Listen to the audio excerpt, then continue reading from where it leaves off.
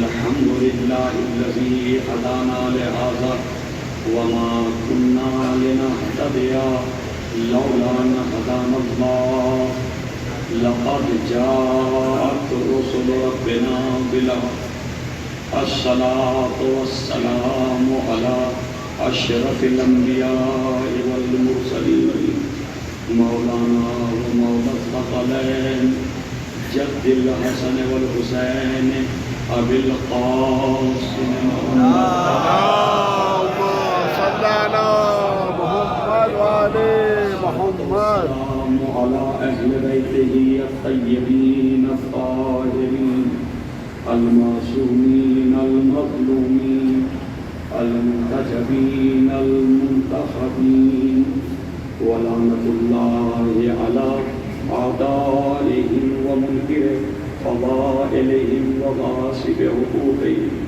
أجمعين من ليلتنا إلى قيام يوم الدين أما بعد فقد قال إمام الحسين عليه الصلاة والسلام في وصيته لأخيه محمد بن الحنفية يا أخي إني لم أخرج أشرا ولا بطرا ولا مفسدا ولا ظالما إنما خرجت لطلب الإصلاح في أمة جدي رسول الله صلى الله عليه وآله وسلم وأريد أن آمر بالمعروف وأنهى عن المنكر وأسير بسيرة جدي وبسيرة أبي علي بن أبي طالب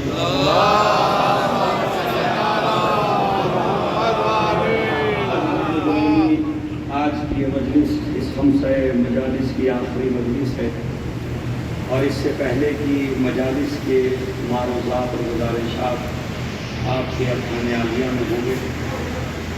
گفتگو ہو رہی تھی امام حسین علیہ السلام کے وصیت نامے کے ان بابرکت جملوں پر کہ جس میں امام حسین علیہ السلام نے کربلا جانے سے پہلے کربلا کے مقاصد اور اہداف کو پوری انسانیت کے سامنے اس وصیت کے طور پر رکھا کہ کربلا جانے کا ہدف کیا ہے, مقصد کیا ہے. اب مجھے دہرانے کی ضرورت نہیں ہے, کئی بار ترجمہ پیش کر چکا ہوں. بس مختصر کرتے ہوئے کہ نہ شر پھیلانے کے لیے نکل رہا ہوں, نہ بغاوت مقصود ہے, نہ ریاکار ہے, نہ فتنہ و فساد مقصود ہے, نہ کسی پر ظلم کرنا مقصود ہے. تو ان ساری چیزوں سے امام حسین علیہ السلام نے انکار فرما دیا اور اپنا ایک ہدف قرار دیا. اور یہ وہ ایسا کلمہ ہے انما جو ماشاءاللہ کیونکہ فائز صاحب کی 10 منٹ 15 منٹ کی تقریر اور یقین جانیے کہ ایک شاعر کی, ایک خطیب کی, ایک عالم کی تنقیدی نظر ہونا بہت ضروری ہے جو کہ تنقید کی تعمیر کرتی ہے.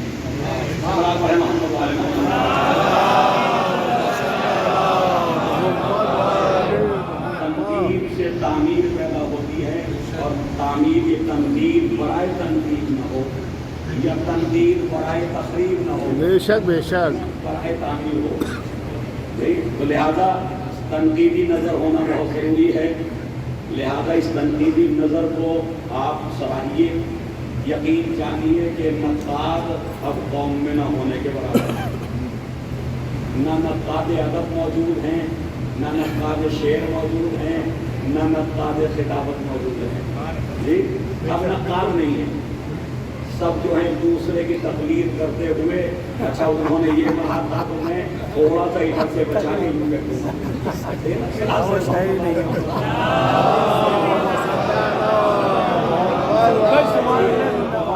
زمین غالب کی ہے, ذوق کی ہے, جگر کی ہے, الفاظ کہیں اور سے مل گئے ہیں اور وہ شعر اپنا ہو گیا. مفہوم کسی کا, لفظ کسی کا, صحیح ہے, اور وہ سب کو ملا جلا کر کے صحیح ہے, خیال کسی کا, فکر کسی کی, شعر میں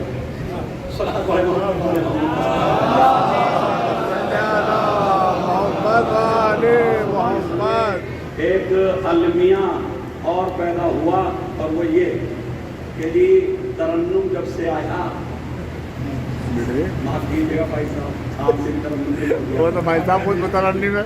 ترنم جب سے آیا تو ترنم نے اور اس میں 4 چاند لگا دیے کہ چاہے مصرع لطیف و قافیہ کے اعتبار سے پورا ہو یا نہ ہو، ترنم سے کھینچ کے پورا کھینچ کے کر دیتے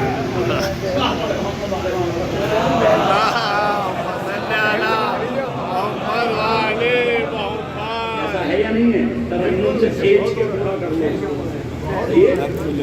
تو عزیزان گرامی، یہ مسائل ہیں، واقعین ہیں، اور اس پہ شعراء کرام کو اور شعر بھی انہی افراد کو کہنا چاہیے کہ جو شعر کہنے کی جن کے اندر صلاحیتیں، اس لیے کہ آپ کا ایک شعر کسی نوجوان کی فکر کو چینج کر سکتا ہے۔ بے شک بے شک۔ اگر شعر صحیح ہے تو فکر صحیح رخ پہ چلی جائے گی، اور شعر غلط ہے تو فکر غلط رخ پہ چلی جائے گی۔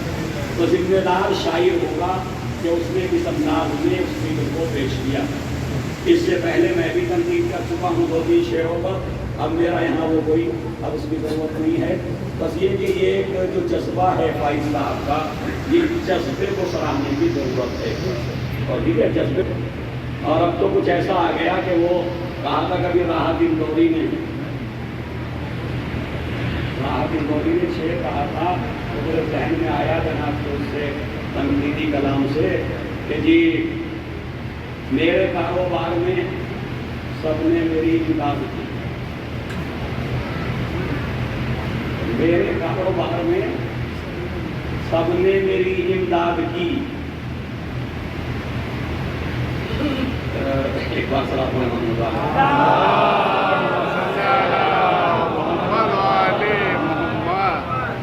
میرے کاروبار میں سب نے میری امداد کی، داد ان کی اور گلا میرا غزل استاد کی۔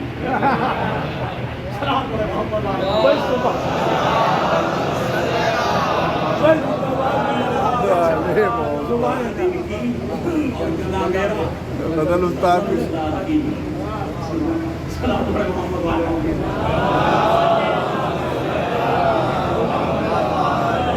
عزیزان گرامی، امام صادق علیہ الصلوۃ والسلام محمد والے محمد قال فینا بیتن، یہ حدیث ہے امام، من قال فینا بیتن، جس نے ہماری مدح میں، ہمارے قصیدے میں، ہماری تعریف میں ایک شعر کہا، بے شک جنت بن اللہ لہ فی الجنت بیتن، خداوند عالم نے اس کے لیے جنت میں گھر تیار کر دیا۔ سبحان اللہ سبحان اللہ۔ ایک شعر ایک گھر بنا رہا ہے جنت میں، بشرطے کہ شاعر مومن بھی ہو،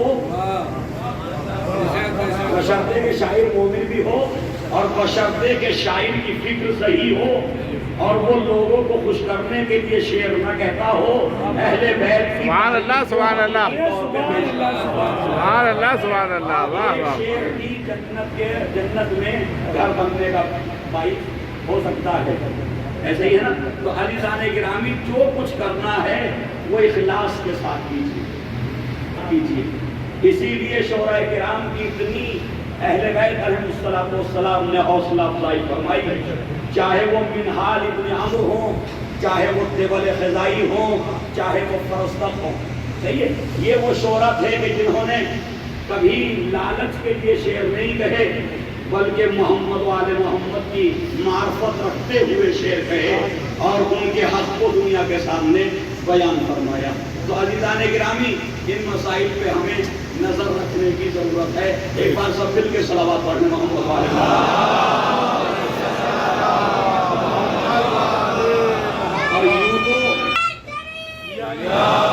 محمد والے محمد کے کمالات اتنے ہیں کہ دنیا کا ہر انسان جو جس ادب سے تعلق رکھتا ہے، جب ان کے کمالات اور ان کے صفات کا مطالعہ کرتا ہے تو پھر وہ اپنی زبان میں ان کے لیے کچھ نہ کچھ، کبھی نثر لکھنے والا نثر میں خراج عقیدت پیش کرتا ہے، نظم لکھنے والا نظم میں خراج عقیدت پیش کرتا ہے۔ لہذا عیسائی بھی ہیں شعراء، اور مسلم بھی ہیں شعراء، اہل سنت بھائی بھی ہیں شعراء، ہندو بھی ہیں، سردار بھی ہیں، یہودی بھی ہیں، اور سبھی نے محمد والے محمد کی مدح و تعریف کی ہے۔ تو شعراء تو بہت ہیں، اور وہ بھی شعراء ہیں کہ جنہوں نے مغالطے بھی دیے ہیں ہمیں، ایسا نہیں کہ مغالطے نہیں دیے گئے، صحیح ہے؟ جیسا بھی ایک شعر سنا تھا کہ کہ خود میں کہتا ہوا جاؤں گا، کیا کہتا، علی علی کہتا ہوا جاؤں گا، صحیح نا؟ وہ ذکر کر رہے تھے فائز صاحب. میں بھی ایک شعر آپ کو سنائے دیتا ہوں، وہ ہندو شاعر کا تھا. سرزمین لکھنؤ سے کسی نے، ماتھر نے کہا تھا، جی ماتھر نے کہا تھا کہ جنت میں یہ کہتا ہوا گھس جاؤں گا ماتھر، شبیر کے قدموں کے نشان ڈھونڈ رہا آپ کا گھر سمجھ لیا، سمجھ لیا. سبحان اللہ صلی اللہ محمد والی. اپنا گھر سمجھ لیا، جس کا دل چاہے جنت میں گھس جائے. جیسے وہاں کوئی ہے، ہم جنت تک پہنچو تو صحیح، گھسنا تو بہت دور کی بات ہے. صلاۃ ہے محمد والے محمد محمد والے. جنت میں یہ کہتا ہوا گھس جاؤں گا ماتھر، شبیر کے قدموں کے نشان ڈھونڈ رہا ہوں. صحیح نا؟ اب یہ تنقید کر رہا تھا، اس لیے مجھ نے تعریف کی. یہ تنقید سمجھ گیا مجمع کہ ابھی تنقید ہو رہی، صحیح نا؟ ورنہ یہ مجمع ابھی نعرے لگا دیتا کتنا اچھا شعر کہہ دیا ماتھر.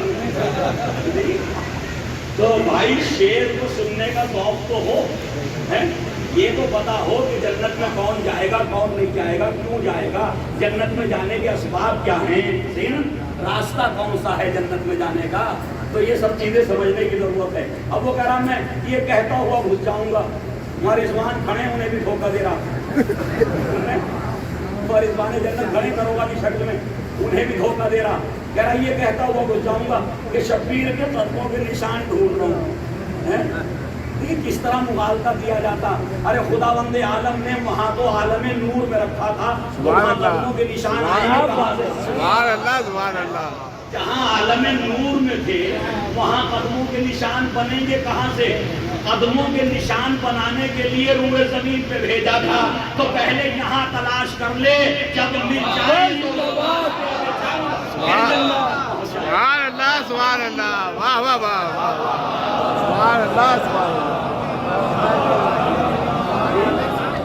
پہلے یہاں تلاش کر لے نقش قدم.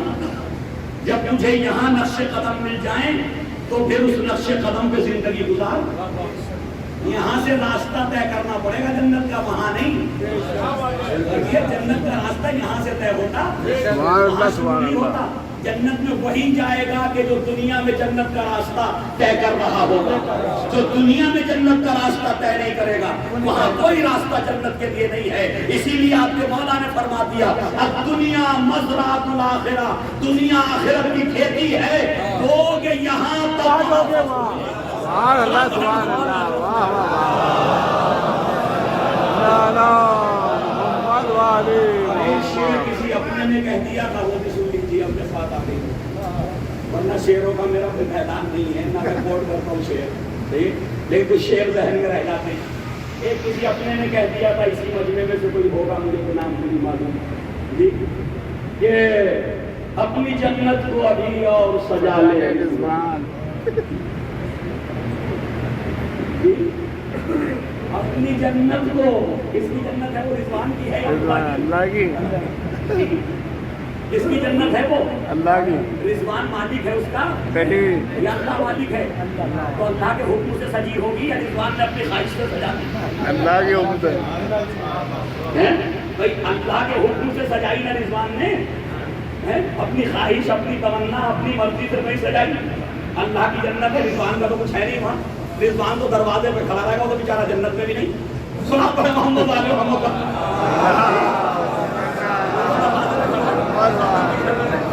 تو کہا جا رہا کہ اپنی جنت کو ابھی اور سجا لے رضوان.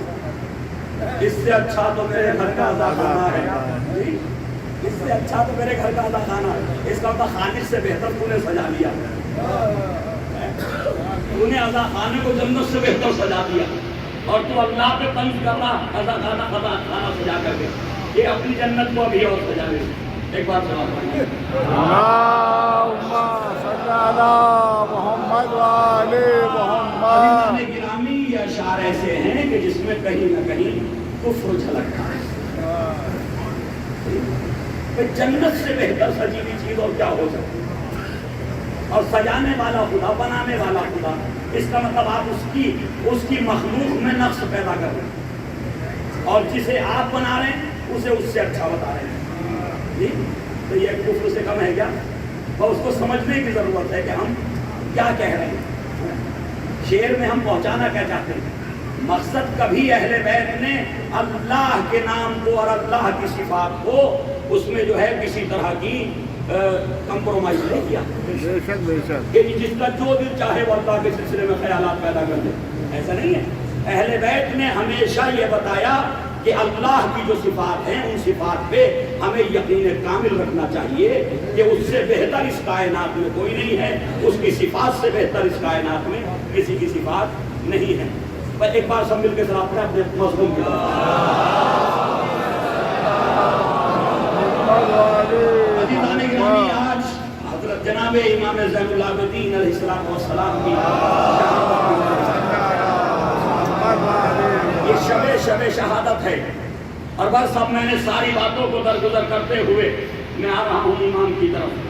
حضرت امام حسین علیہ السلام نے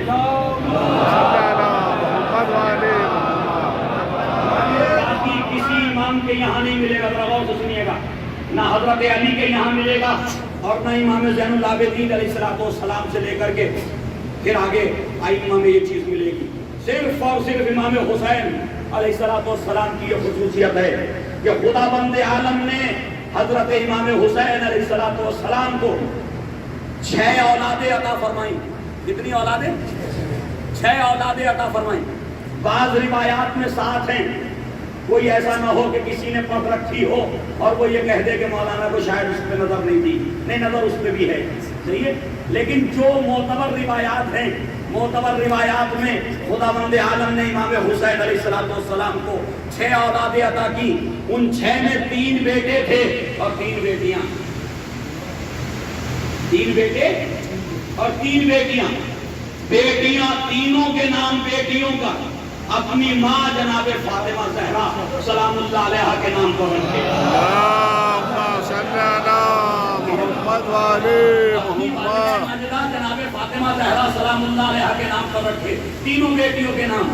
بڑی بیٹی ذرا بولیے نیچے سے، فاطمہ کبریٰ، عربی میں کبریٰ کا مطلب ہی بڑا ہے نا، تو بڑی بیٹی فاطمہ کبریٰ، چھوٹی بیٹی فاطمہ صغریٰ، بیچ میں ایک بیٹی ہے، ان کا نام کیا ہے؟ فاطمہ رقیہ۔ جائیے شام میں مزار بنا ہے جناب رقیہ سلام اللہ علیہا کے نام سے، وہاں سکینہ کے نام سے لوگ نہیں پہچانتے، عربوں میں سکینہ کے نام سے نہیں پہچانتے جناب سکینہ کو، جی رقیہ، فاطمہ رقیہ۔ تو تینوں کے نام اپنی والدہ کے نام پر رکھے۔ کیوں ضرورت پڑ گئی؟ باقی کسی امام نے ایسا نہیں کیا، کسی معصوم نے ایسا نہیں کیا کہ اپنی ساری اولادوں کے نام اپنے والدین کے نام پہ رکھ دیے ہوں۔ صرف اور صرف حضرت امام حسین علیہ السلام نے اپنی تینوں بیٹیوں کے نام پہ رکھے۔ کیوں؟ اس وقت جو ہے جناب زہرا سے حسد کرنے والوں کی تعداد اچھی خاصی تھی۔ اور کیجیے گا جو قریب ہی گزری تھے، وہ قریب ہی کی تاریخ تھی، ٹھیک ہے نا، بس یہ بات پہنچ گئی، قریب ہی کی تاریخ تھی۔ جس وقت امام حسین علیہ السلام کے یہاں اولاد ہو رہی تھی، اس زمانے میں ایسے لوگ موجود تھے، ایسی خواتین موجود تھی، اب تو پہنچے گئے، ایسی خواتین موجود تھی اور جو لفظ فاطمہ سے حسد کرتی تھی، جناب زہرا کے نام سے حسد کرتی تھی، جن کی تمنا اور آرزو یہ تھی اے کاش یہ وجود نہ ہوتا، جی یہ نہ ہوتی، اگر یہ نہ ہوتی تو ہم بھی کچھ ہوتے۔ صلاۃ علی محمد و آل محمد۔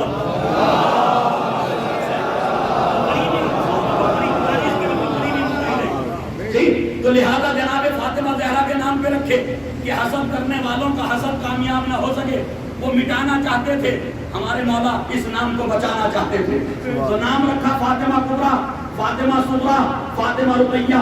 انہی فاطمہ رقیہ کو پیار میں سکینہ کہتے تھے، عربی میں لفظ سکینہ ہے اور اردو میں سکینہ ہو گیا ہے، صحیح نا، سکون دینے والی، صحیح ہے۔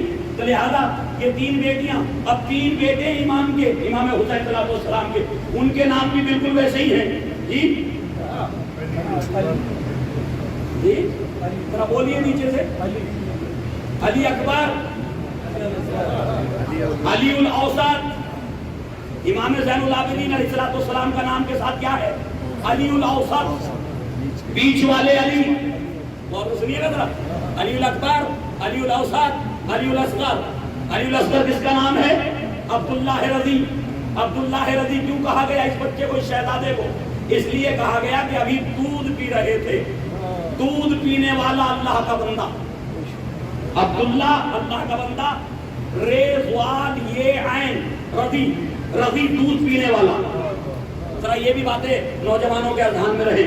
ٹھیک ہے، عبداللہ رضی یعنی علی اصغر کا دوسرا نام تاریخ نے لکھ دیا عبداللہ رضی، یعنی دودھ پینے والا اللہ کا بندہ. جی یہ ترجمہ ہوگا اس کا. تو یہ تینوں کے نام اپنے باپ کے نام پر رکھے. اب ذرا غور سے سنیے گا. امام زین العابدین علیہ السلام، اچھا یہ روایت اب جو میں بیان کر رہا ہوں یہ روایت اہل تشیع کی نقل کرتا نہیں ہے، یہ ہمارے طریقے سے نہیں آئی ہے. یہ روایت علماء اہل سنت نے اپنی کتابوں میں لکھی ہے. لہذا جب اہل سنت کی لکھی ہوئی روایات کو نقل کردہ روایات کو سنا جائے تو اسی ذہن سے سنا جائے کہ جو ذہن اہل سنت کا ہے. اگر آپ اپنے ذہن سے اس روایت کو سنیں گے تو اس روایت میں بہت سی کمزوریاں نظر آئیں گی، بہت سے اشکال اور بہت سے اعتراضات نظر آئیں گے. اور تاریخ کو جب بھی پڑھیے تو تاریخ کے اعتبار سے پڑھیے. اور کیجیے وہ اس کے ہی جو ہیں وہ بعد میں حل کریں گے. پہلے جو روایت جیسے ویسے بیان ہو جائے پھر اس میں ہمیں اس کی جو ہے وہ شرح کریں. صلاۃ ہے محمد وعلی محمد پر. یہ روایت یہ کہتی کہ ایک روز امام زین العابدین علیہ السلام مدینے میں گلی سے گزر رہے تھے. ادھر سے امام جا رہے تھے، ادھر سے مروان ابن حکم آ رہا تھا. مروان ابن جس کا کل ذکر ہو چکا کافی دیر، ملعون ہے لسان رسول میں. یہ آ رہا تھا. شہزادے تمہارا نام کیا ہے؟ روایت اہل سنت کی طرف غور سے سنیے گا. شہزادے تمہارا نام کیا ہے؟ امام نے فرمایا علی بن حسین. میں علی ہوں، حسین کا بیٹا ہوں. میں علی ہوں، حسین کا بیٹا ہوں. ایک مرتبہ مروان نے کہا نہ جانے ہو تمہارے باپ کو کیا ہو گیا ہے، نہ جانے تمہارے باپ کو کیا ہو گیا ہے کہ ہر بیٹے کا نام علی رکھ دیتے ہیں.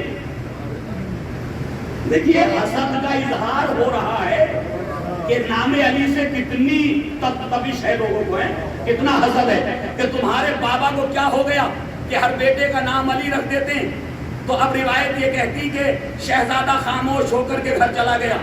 تو کیونکہ اہل سنت کی روایت ہے ان کے یہاں ہمارے ائمہ معصوم نہیں ہیں، اللہ کی طرف سے منتخب کیے ہوئے نہیں ہیں، تو وہ تو یہی سمجھیں گے بچہ تھا جواب نہیں دیا گیا ہوگا. لیکن عزیزان گرامی ہمارا عقیدہ تو کچھ اور ہے. وہ معصوم ہی کیا جو کسی ناہنجار کے سوال کا جواب نہ دے. سبحان اللہ سبحان اللہ.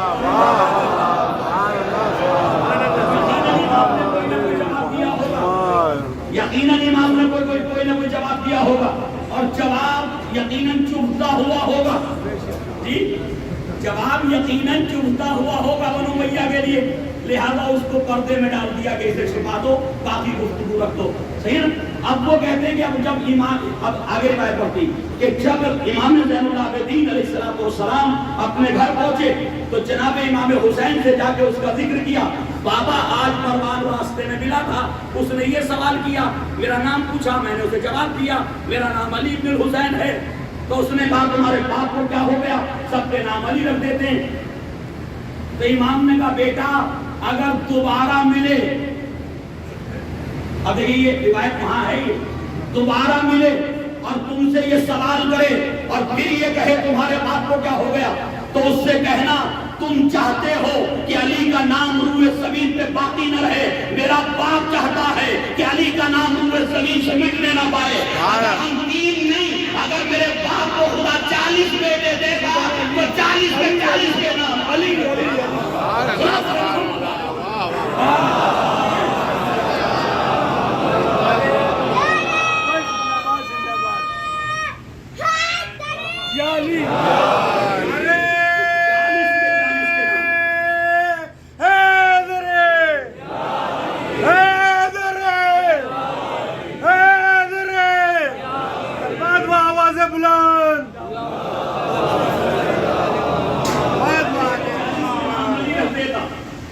میرا مولا سب کے نام میرے مولا علی رکھتے.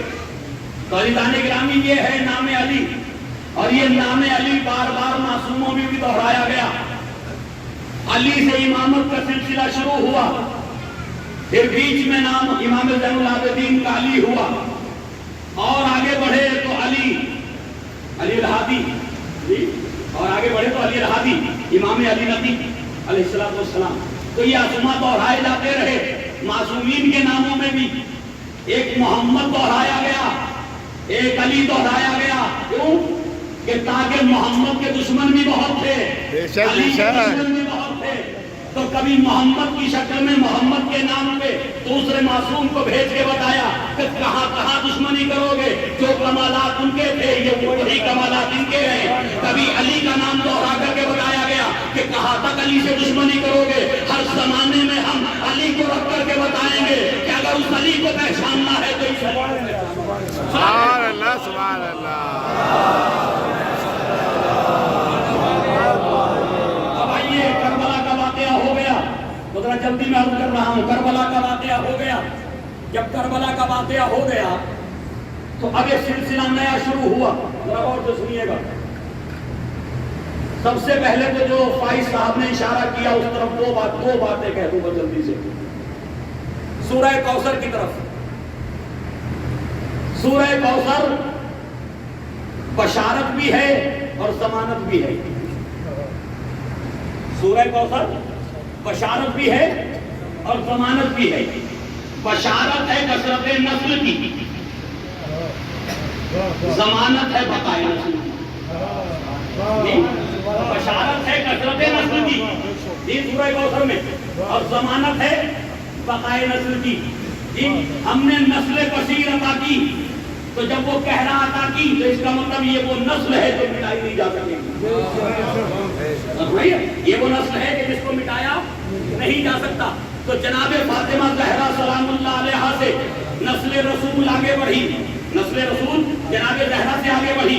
اب جب زہرا سے نسل رسول آگے بڑھی تو خداوند عالم نے اس کے دو حصے کر دیے، دو سیکشن کر دیے، اور سنیے گا، ایک حسن کے ذریعے، دوسری حسین کے ذریعے۔ بھئی دونوں نسل رسول ہے نا، دونوں نسل رسول ہیں۔ ایک حسن کے ذریعے نسل رسول آگے بڑھی، ایک حسین کے ذریعے آگے بڑھی۔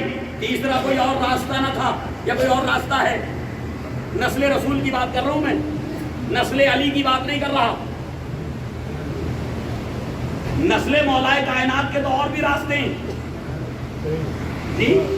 آپ سنیے گا، قرآن نے سورہ کوثر میں علی کی نسل کی تاریخ قصیدہ نہیں پڑھا، رسول کی نسل میں سبحان اللہ سبحان اللہ، نبی کی نسل کا قصیدہ پڑھا۔ علی کو کوئی ابتر نہیں کہتا تھا، نبی کو ابتر کہتے تھے۔ تو اگر ابتر ہونے نے کسی کو، نبی کو کسی نے ابتر ہونے سے بچایا تو وہ علی کے بیٹے تھے۔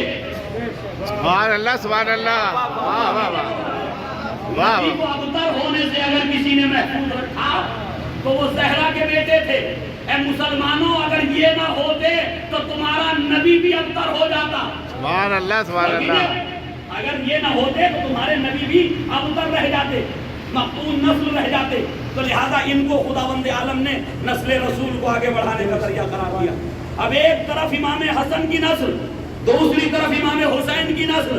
پھر ایک مرتبہ قرآن نے چیلنج کر دیا، جو تم کل ہمارے نبی کو ابتر کر دینا چاہتے تھے، ہمارے حبیب کو مقتول نسل قرار دے دینا چاہتے تھے، تان و تشریح کر رہے تھے، یہ سب ہو رہا تھا نا، تو ایک موقع اور دیتے ہیں، تم اپنی ساری نسلوں کو جو تانے دے رہے تھے ان سب کی نسلوں کو اکٹھا کرو، ان سب کی نسلوں کو اکٹھا کرو اور کربلا میں لے آؤ، اور میرے حبیب کا نواسا نسل رسول کو اکٹھا کر کے کربلا میں لے آئے گا۔ دونوں کربلا میں آ گئے، ادھر کے تانا دینے والوں کی نسلیں بھی آ گئی، جسے ابتر کہا گیا تھا اس کی بھی پوری نسل کربلا کے میدان میں آ گئی۔ لیکن سورہ کوثر نے ضمانت لی تھی کہ ان کو کوئی مٹا نہیں سکتا، ہم باقی رکھنے والے ہیں۔ اور کیجئے، اچھا کربلا میں بچا کیا تھا مٹنے میں؟ اسباب تو ایسے پیدا ہو گئے تھے کہ اب یہاں کوئی نسل رسول نہیں بچے گی، لیکن خدا کا کرم یہ ہوا کہ امام حسن کے بیٹے حسن مصنع کو زخمی کر کے گھوڑے سے گر گئے، لاشوں کے درمیان دب گئے۔ 11 محرم کو دیکھا فوج یزیدی نے کہ حسن مثنیٰ زندہ ہے، ساتھیں چل رہی ہیں، پسر سعد نے کہا چھوڑ دو، جنگ ختم ہو چکی، وہ ادھر سے حسن مثنیٰ چھوٹے، ادھر سے سید سجاد جن کو قید کیا گیا تھا وہ نکلے، ایک وہاں سے چلا ایک ادھر سے چلا، پوری دنیا کے اندر بستی بستی شہر شہر ملک ملک نسل حسن و حسین. سبحان اللہ سبحان اللہ، واہ واہ واہ واہ واہ، سبحان اللہ سبحان اللہ.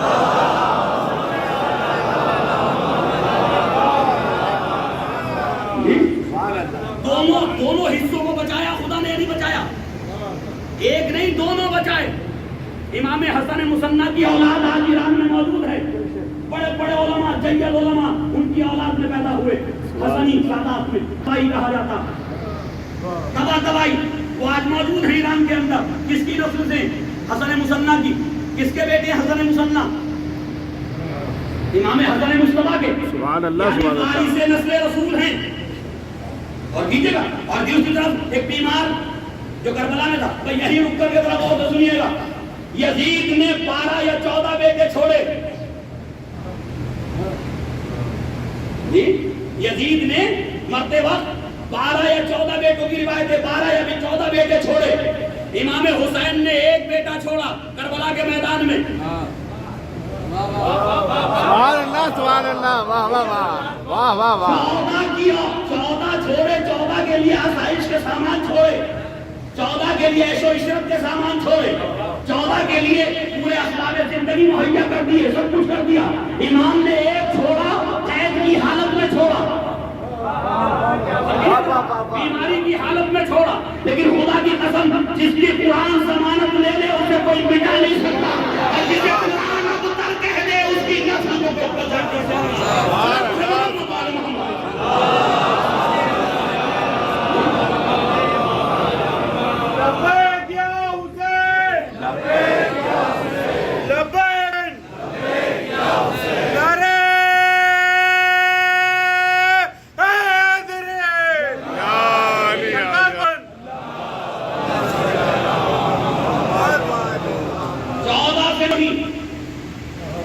نسلیں ناپید ہو گئی. سبحان اللہ سبحان اللہ. ایک سے اتنی نسل بڑھی، کوئی ملک نہیں، کوئی شہر نہیں، کوئی بستی نہیں کہ جہاں زیدی نہ ہو اور جہاں حسنی نہ ہو. بے شک بے شک. اور میں زیدی کیوں کہوں؟ میں کیوں کہوں زیدی؟ یہ تو ایک اور دائرے کو محدود کرنا ہے. میں دائرہ محدود کیوں کروں؟ ارے جب خود زین العابدین بھی امام حسین کی اولاد میں ہیں، امام محمد باقر بھی امام حسین کی اولاد میں ہیں، یا یوں کہوں کہ امام زین العابدین کے بعد جتنے امام، جیسے خود امام زین العابدین اور باقی امام سب امام حسین کی اولاد، ویسے باقی امام سب کے سب امام زین العابدین کی اولاد. جی تو زیدی تو ہم نے جناب زید کی وجہ سے کہا، ورنہ تقوی بھی زیدی ہیں، نقوی بھی زیدی ہیں، جعفری بھی زیدی ہیں، بکری بھی زیدی ہیں، سب زیدی تو ہیں. بھئی امام کا ایک ہی بیٹا تو تھا، اسی سے تو یہ نسل آگے بڑھی. تو عزیزان گرامی، یہ قرآن کی ضمانت تھی، یہ قرآن کی ضمانت تھی کہ قرآن نے ضمانت لے لی کہ ہم اس نسل کو مٹنے. اور اب یہاں وہ جملہ کہہ دوں، سید حسن رسول اللہ کو جب دھمکی دیتے ہوئے کسی نے کہا تھا اسرائیل سے ہم مٹا دیں گے، ہم مٹا دیں گے، تو سید حسن رسول اللہ نے خطبہ دیتے ہوئے کہا تھا، بڑے مزے کی بات کہی تھی سید حسن رسول اللہ نے، خدا عالم ان کو صحت و سلام کیا تھا کہ جو کربلا میں نہ مٹ سکے، اگر مٹنا ہوتا ہمیں تو کربلا میں مٹ جاتے.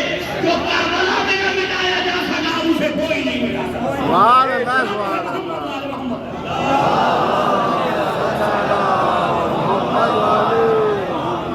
تو یہ کربلا کے بچے ہوئے لوگ ہیں، یہ تلواروں کے بچے ہوئے لوگ ہیں، یہ شہادتوں سے بچے ہوئے لوگ ہیں.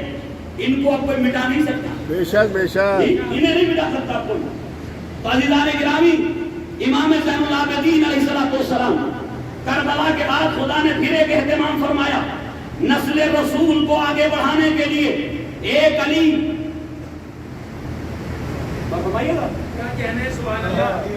جب ابتر کے تانے دیے جا رہے تھے، جب مختون نسل کہا جا رہا تھا، تو نبی کی نسل کو، اپنے محبوب کی نسل کو آگے بڑھانے کے لیے ایک علی اور ایک فاطمہ کو ذریعہ بنایا تھا. ایک علی اور ایک فاطمہ کو ذریعہ بنایا تھا. پتا چلا کہ جب نسل رسول پہ خطرہ پیدا ہوگا تو علی اور فاطمہ ہی ہوں گے.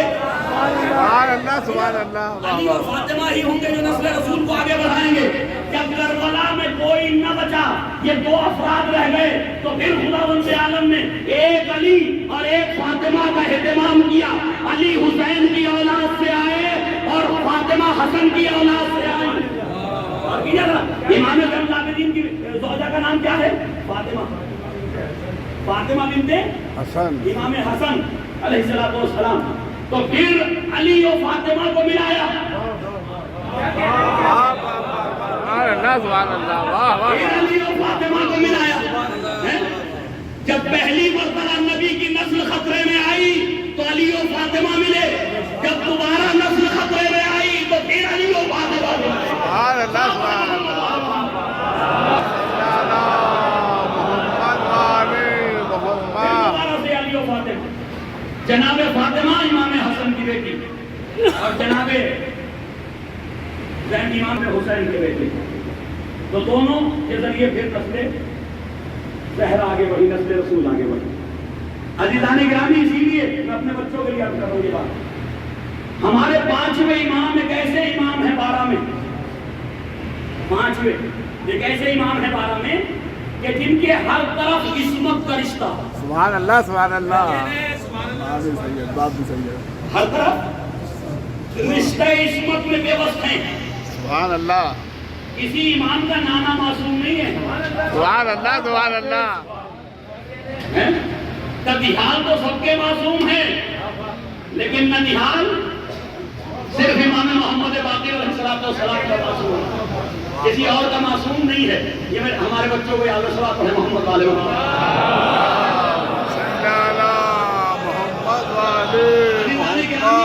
امام زین العابدین علیہ السلام کی عمر مبارک کربلا کے میدان میں جو لکھی مورخین نے وہ 22 سال, 23 سال, 22 سے 23 سال.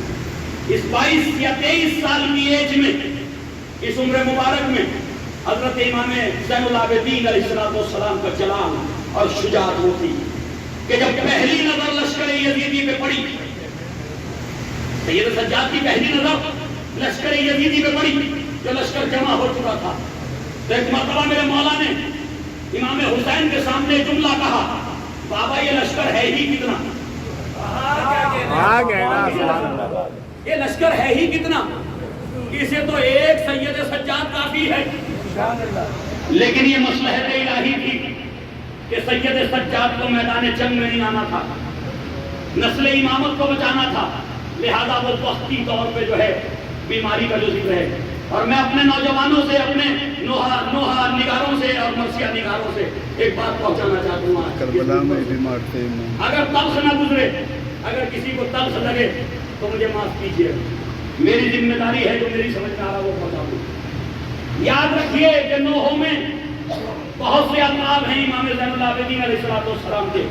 جی, ان القاب میں سے آپ سکی کا استعمال کر سکتے ہیں, سجاد کا استعمال کر سکتے ہیں, آپ زین العابدین کا استعمال کر سکتے ہیں, سید الساجدین کے لقب کا استعمال کر سکتے ہیں. بہت ہے نا القاب, القاب کی کوئی کمی تو نہیں ہے. جی, القاب تو بہت ہیں, تو پھر یہ بیمار ہی کیوں ہے؟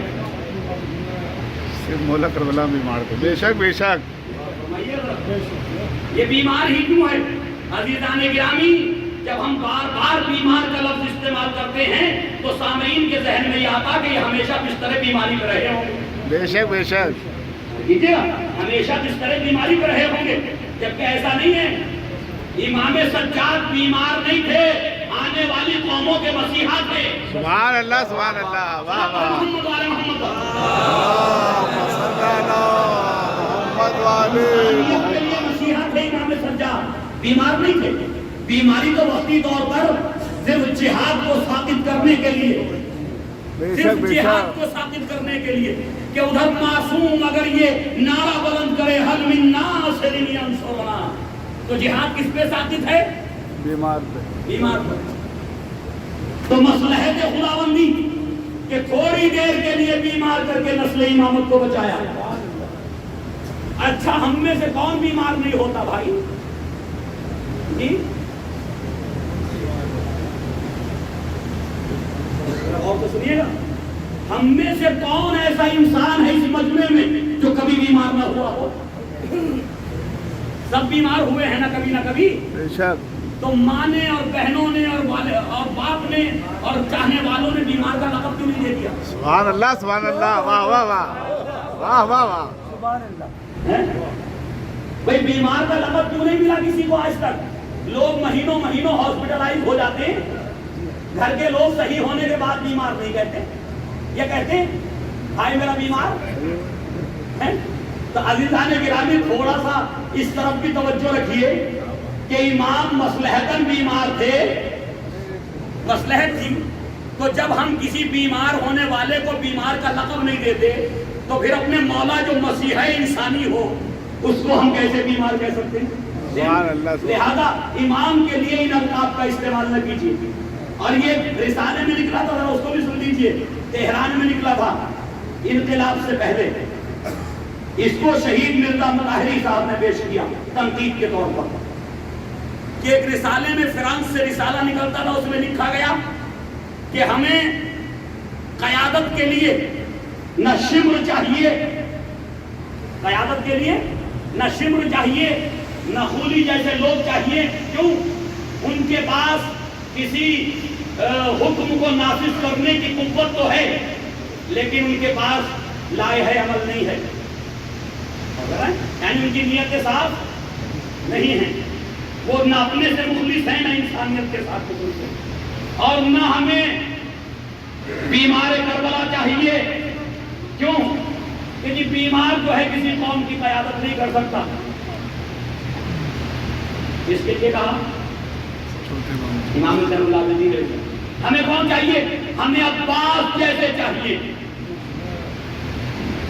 تو آپ ظاہراً سمجھیں گے جناب عباس کی تعریف ہو رہی ہے، لیکن عزیزان گرامی جناب عباس کی تعریف کے ساتھ امام زین العابدین علیہ السلام، حتیٰ کہ اگر امام زین العابدین علیہ السلام کے سامنے جناب عباس بھی ہوں تو سر جھکائے کھڑے رہیں گے، کوئی تم کو چرا نہیں کرے. بے شک بے شک بے شک بے شک. چچا ضرور ہیں، عظمت میں کوئی کمی نہیں، جلال میں کوئی کمی نہیں، لیکن معصوم کا مقام الگ ہے. جو اللہ کی طرف سے معصوم ہے اس کا مقام الگ ہے. تو امام زین العابدین کے سامنے خود ولو چچا ہوں. اب آپ کہیں گے مولانا یہ کیسے ہو سکتا جس وقت دعوت ذوالعشیرہ ہوئی اور نبی کریم نے یہ ارشاد فرمایا کہ جس نے مجھے نبی مانا ہے میں اعلان کر رہا ہوں کہ جو اس امر میں میری مدد کرے گا، میری ہیلپ کرے گا، وہ میرا وصی ہوگا، میرا جانشین ہوگا، میرا خلیفہ ہوگا. تو حضرت علی علیہ السلام کھڑے ہوئے، کھڑے ہونے کے بعد کہا انا یا رسول اللہ، اے اللہ کے رسول میں آپ کی مدد کروں گا، دین کو پھیلانے میں، دین کو بچانے میں مدد کروں. تو نبی کریم نے حضرت علی کے کاندھے پہ ہاتھ رکھا، ہاتھ رکھ کے فرمایا ھذا اخی ووصی وخلیفتی فیکم فاسمعوا لہ واطیعوہ. یہ جملے ہیں ماشاءاللہ مولانا موجود ہیں، یہ جملے ہیں پنڈت کے خطبہ ذوالعشیرہ کہ امام نبی نے فرمایا یہ میرا بھائی ہے، یہ میرا وصی ہے، یہ میرا خلیفہ ہے، تو اس کی بات کو سنو اور اس کی اطاعت کرو. اس کی بات کو سنو اور اس کی اطاعت کرو. اب جب کفار و مشرکین نکلنے لگے تو مذاقاً مزاح کے طور پہ جناب ابو طالب سے کہتے جا رہے تھے لو سن لیا اپنے بھتیجے کا حکم، اپنے بھتیجے کا حکم، اب اپنے بیٹے کی اطاعت کرو اور اپنے بیٹے کی بات مانو. تو جناب ابو طالب نے ایک جملہ کہا تھا کہ جو کچھ میرا بھتیجا کہہ رہا ہے وہ بالکل صحیح ہے. سبحان اللہ سبحان اللہ. واہ واہ واہ. یعنی جناب ابو طالب نے اس پہ اعتراض نہیں کیا کہ میں باپ ہو کے بیٹے کی اطاعت کروں. تو یہ بھی ولی خدا ہی جانتا ہے کہ میں ولی خدا ہوں، وہ امامت کے منصب پہ فائز ہیں، لہذا میری ذمہ داری ہے کہ امامت کی اتباع کروں. سبحان اللہ سبحان اللہ.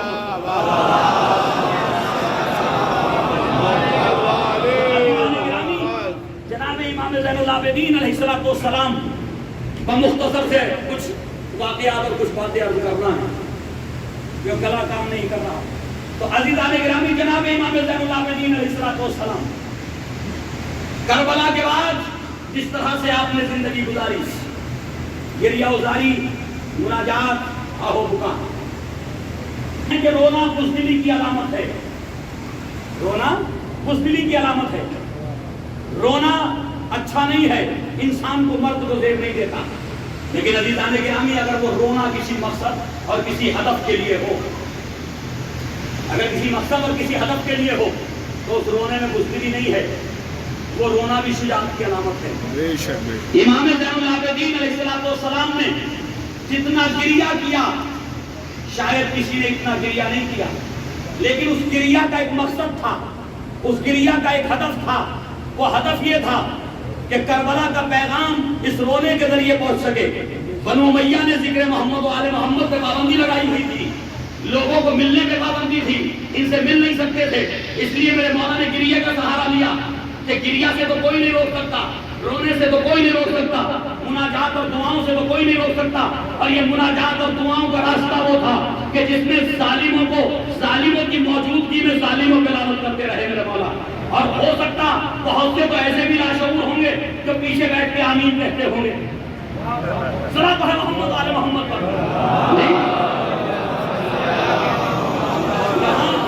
ظلم کے خلاف دعا کرنے کو کوئی نہیں روک سکتا، مناجات کرنے کو کوئی نہیں روک سکتا، لہذا میرے مولا ظالموں کو برا بھلا بھی کہہ رہے ہیں اور ساتھ میں جو ہے ذکر امام حسین بھی کر رہے ہیں۔ مظلومیت کا بھی بیان ہو رہا ہے اور یہی وہ بیان تھا، لوگ سمجھ رہے تھے کہ ایک رونے والا رو رہا ہے، اس رونے سے کیا ہوگا؟ تلواروں کی ضرورت ہے حکومتوں کو گرانے کے لیے، طاقت کی ضرورت ہے، قوت کی ضرورت ہے سلطنتوں کو توڑنے کے لیے۔ لیکن میرے مولا نے کہا یہ غلط فہمیاں ہیں تمہاری، اگر کردار ہو اور کس رونے میں بھی ہدف و مقصد پیدا ہو جائے تو زیادہ دنوں بڑی سے بڑی امپائر قائم نہیں رہ سکتے۔ کیجیے گا امام زین العابدین علیہ السلام نے ایک ایسا راستہ ہموار کیا بنو امیہ کی حکومت کو گرانے کے لیے کہ اسی گریہ نے توابین پیدا کر دیے، اسی گریہ نے توابین پیدا کر دیے، اسی گریہ نے مختار کو وجود دیا، اسی گریہ نے جو ہے وہ زید بن شہید پیدا کیے، اسی گریہ نے جو ہے بنو عباس کے کلیجوں کو پروا دیا، اور وہ لوگ کے جو بنو امیہ کے خلاف کھڑا ہونا نہیں چاہتے تھے وہ بھی قیام کرنے کے لیے کھڑے ہو گئے۔ ایک دن وہ آیا کہ ابھی کربلا کو 1 سال ہی گزرا تھا کہ مدینے کے اندر انہی مسلمانوں نے جنہوں نے یزید کی بیعت کی تھی، امام کے گریہ کے ذریعے یہ بیعت یزید کو توڑ ڈالا۔ سبحان اللہ، سبحان اللہ، سبحان اللہ، یزید کی بیعت توڑی نہیں توڑی، صلاۃ علی محمد آل محمد کا۔ تو یہ پانیے فرش عزا بھی ہیں آپ کے مولا، یہ پہلے عزادار بھی ہیں، یہ امام پہ گریہ کرنے والے بھی ہیں، لہذا ایک ایسا راستہ چنا میرے مولا نے کہ بنو عباس کے کلیجوں کو بھی کروا دیا کہ تم کب تک امت مسلمہ خاموش بیٹھے رہو گے۔ نبی کا چمن جو ہے تاراج کر دیا گیا اور اس کا نتیجہ کیا ہوا کہ صرف اور صرف امام صادق علیہ السلام کا زمانہ آتے آتے 2 نسلیں نہ گزری کہ بنو امیہ کی حکومت ختم ہو گئی جی۔ اور بنو امیہ کے خلاف خروج تو جبھی ہو گیا مدینے میں امام کی موجودگی میں، جو واقع حرہ ہوا اور اس واقع حرہ کے اندر بھی امام کی جو اپنی حیثیت تھی وہ کسی کی نہیں تھی۔ مروان اور بنی مروان کے کم سے کم 100 آدمیوں کو امام زین العابدین علیہ السلام نے اپنے گھر میں بنا دی، اپنے گھر میں بنا دی۔ اور جب یہ بنو امیہ کی خواتین امام کے گھر سے نکلی، جب ان سے پوچھا گیا کہ تمہارا خیال کس طرح تمہارے آسائش اور تمہاری ذمہ داریوں کو کیسے پورا کیا، تو انہوں نے کہا اتنی آسائش تو ہم نے اپنے گھر میں نہیں دیکھی جتنی ہم نے علی بن حسین کے گھر میں دیکھی۔ تو عزیزان گرامی یہ کوئی معمولی نہیں کر گریہ، اس گریہ ہی نے بنو امیہ کی حکومت کو ختم کیا، ان کی فرش عزا ہی نے بنو امیہ کی حکومت کو ختم کیا۔ اور یہ فرش عزا ہے، کبھی ملا متین صاحب نے کلکتے سے رسالہ نکالتے تھے، اس میں کہا تھا کہ یہ گریہ کن قوم یہ کیا کر سکتی ہے جی، گریہ کن کا نام دیا تھا انہوں نے شیعہ قوم کو، یہ کیا کر سکتی ہے؟ ہماری یہ گریہ کن قوم وہ کر سکتی ہے کہ جو 54 ممالک مسلمانوں کے نہ کر سکے، جو 54 ممالک مل کے نہ کر سکے، اس گریہ کن قوم کے ایک ملک نے وہ کر کے دکھا دیا۔ عزیزان گرامی طول تاریخ میں یہ گریہ ایک تاریخ ہے ہمارے پاس، لہذا گریے کو ایسا بنا لو کہ جب یہ آنسو جو ہے وہ ہماری آنکھوں سے نکلیں تو ظلم کی حکومتیں سیلاب میں بہہ جائیں، تب جو ہے جا کر کے کوئی بات بنے۔ صلاۃ علی محمد آل محمد۔ سے یزید کی غلامی پہ بیعت لی گئی فاتح ہوتا میں، یزید کی غلامی پر کہ تم یزید کے غلام ہو. لیکن پھر میں نے کل کہا تھا وہ کہ لیکن امام سجاد سے بیعت کا مطالبہ نہیں کیا گیا، اور یہ کہا گیا جو امام سجاد کے گھر میں داخل ہو جائے گا، جو سید سجاد کے گھر میں داخل ہو جائے گا وہ امن و امان میں ہوگا. اور دو لقب اپنے آپ کے مولا کے، ایک سید الساجدین، دوسرے زین العابدین. ایک صفت قرآن میں زیادہ تر جو آئے تھے وہ ملائکہ کے لیے، فرشتوں کے لیے ساجدین کی صفت کا ذکر کیا، اور زیادہ تر جو آیتوں میں ہے وہ انسانوں کے لیے عابدین کی صفت کا ذکر کیا. اور سنیے گا دونوں کی صفات ہیں، ساجدین اور عابدین. اور ان ساجدین میں انبیاء بھی ہیں، رسول بھی ہیں، ہے یا نہیں؟ عابدین میں عبادت کرنے والوں میں انبیاء بھی ہیں اور رسول بھی ہیں. لیکن ان دونوں صفوں میں ایک ملائکہ کی صف بچھی ہوئی ہے، ایک انبیاء اور رسول کی صف بچھی ہوئی ہے. وہاں ساجدین ہیں، ملائکہ میں بھی ساجدین ہیں، ملائکہ میں بھی عابدین ہیں، انبیاء اور رسول میں بھی ساجدین ہیں، انبیاء اور رسول میں بھی عابدین ہیں. لیکن خدا کی قسم اگر کوئی ساجدین اور عابدین کا سردار ہے تو وہ صرف اور صرف جناب سید سجاد ہیں. سید سجاد کے علاوہ نہ صف انبیاء میں کوئی سردار بننے کے لائق ہے اور نہ صف اولیاء میں کوئی سردار بننے کے لائق. سب امام زین العابدین علیہ السلام. جناب جابر بن عبداللہ انصاری کی روایت ہے کہ جس وقت روز محشر ہوگا تمام انبیاء اور رسولوں کی صفیں موجود ہوں گی، وہاں پر خدا کی طرف سے آواز آئے گی لَيَقُمْ سید الساجدین زین العابدین. سید الساجدین کھڑے ہوں، زین العابدین کھڑے ہوں. کسی نبی میں ہمت نہ ہوگی کہ وہاں کھڑا ہو سکے، کسی رسول میں حوصلہ نہ ہو سکے گا کہ وہاں کھڑا ہو سکے.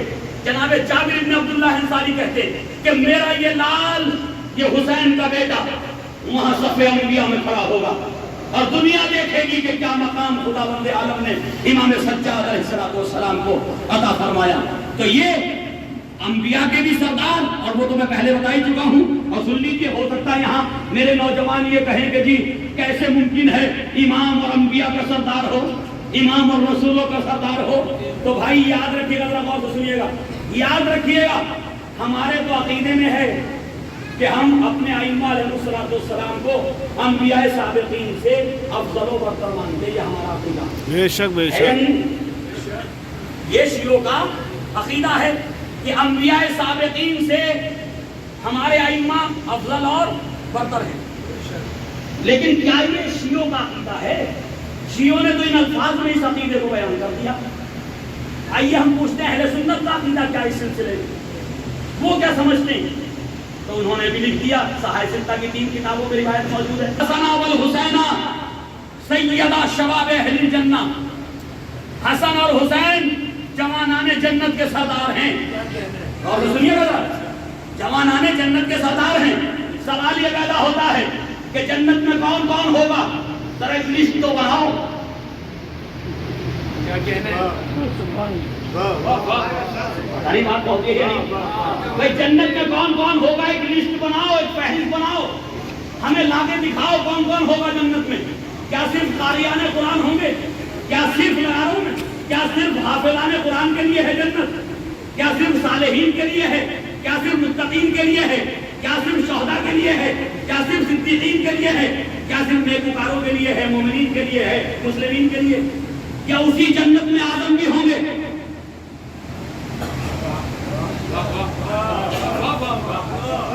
جنت 2-3 نہیں ہے، جنت ایک ہی ہے، جہنم بھی ایک ہی ہے.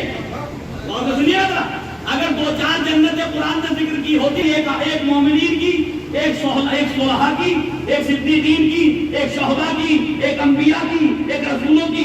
جنت ہے ایک. النبی نے کیا فرمایا؟ ان الحسن والحسین سیدہ شباب اہل الجنہ. یہ جوانان جنت کے سردار ہیں، یہ جوانان جنت کے سردار ہیں. تو انصاف سے بتاؤ آدم کہاں ہوں گے؟ نوح کہاں ہوں گے؟ ابراہیم کہاں ہوں گے؟ یہ سب کہاں ہوں گے؟ تو آپ کہیں گے جنت میں. تو جنت میں سردار کون ہوگا؟ پتہ نہیں بات تو کہی ہے نہیں. بھائی جنت میں سردار کون ہوگا؟ کہا حسن و حسین. تو یہ کون ہوں گے؟ بھائی ان کے ہوتے ہوئے جب ان کے سردار حسن و حسین ہیں تو یہ کون ہیں؟ تو یہ غلام نا. نہیں کیا کہیے آپ بتائیے کیا لفظ دیجیے گا جی. تو عزیزان گرامی ہم پہ تو کفر کے فتوے دے سکتے ہو, صحائف ستہ لکھنے والوں پہ کفر کے فتوے نہیں دے سکتے. بات ایک ہی ہے, کوئی یہ کہہ رہا ہے یہ جنت کے جوانوں کے سردار ہے, کوئی یہ کہہ رہا ہے یہ انبیاء اور رسولوں کے سردار ہے. سبحان اللہ سبحان اللہ.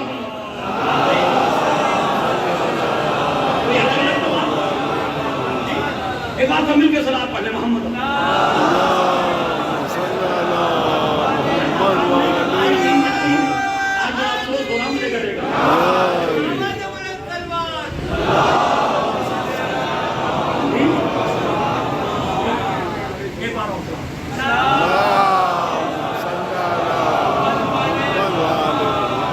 ایک حدیث اور سن لیجئے.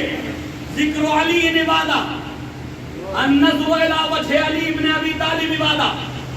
علی کا ذکر عبادت ہے نا, حدیث متفق علیہ ہے نا جی, کہ علی کا ذکر عبادت ہے. سوال یہ ہے کہ علی کا ذکر عبادت بنا کیوں؟ ان کمالات کی وجہ سے, ان فضائل و مناقب کی وجہ سے, اس کردار کی وجہ سے جو حضرت علی کا کردار تھا. کیوں؟ ایک لمحہ بھی مولا کائنات کی زندگی کا کفر میں نہیں گزرا, شرک میں نہیں گزرا. لہذا جب جب علی کا ذکر ہوگا تو اسلام یاد آئے گا. سبحان اللہ سبحان اللہ. جب جب علی کا ذکر ہوگا تو اسلام یاد آئے گا.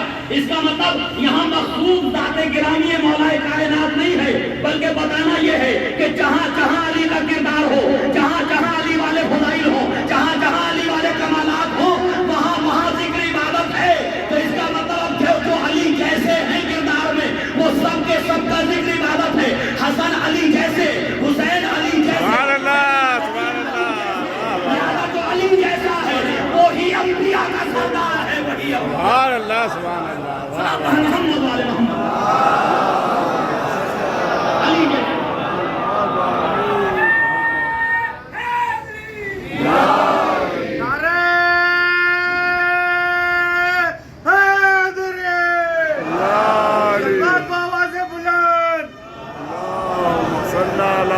محمد والی محمد.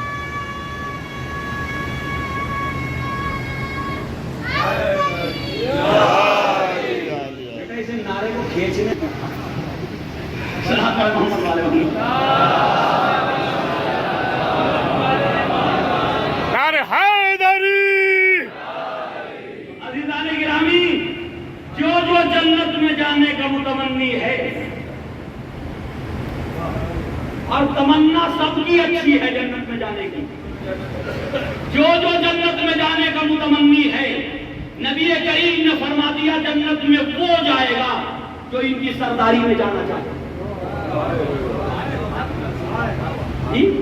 جنت اس کے لیے ہے جو ان کی سرداری میں جانا چاہے. اب اگر جنت جانا ہے تو بھیا سردار وہاں مانو گے تو وہ کام نہیں چلے گا. ماتھو والا شیر یہاں کام نہیں آئے گا. تو سرداری میں اگر جانا ہے تو سرداری کو یہاں ماننا ہوگا, سرداری کو یہاں ماننا ہوگا, اور یہ تسلیم کرنا ہوگا کہ جس نے یہاں نہیں مانا, جس نے حسن و حسین کو یہاں سردار نہیں مانا, وہ جنت میں نہیں جا سکتا, کیونکہ سرداری ان کی وہاں ہے. جب تک ان کی سرداری کو نہیں مانے گا جنت میں نہیں جائے گا.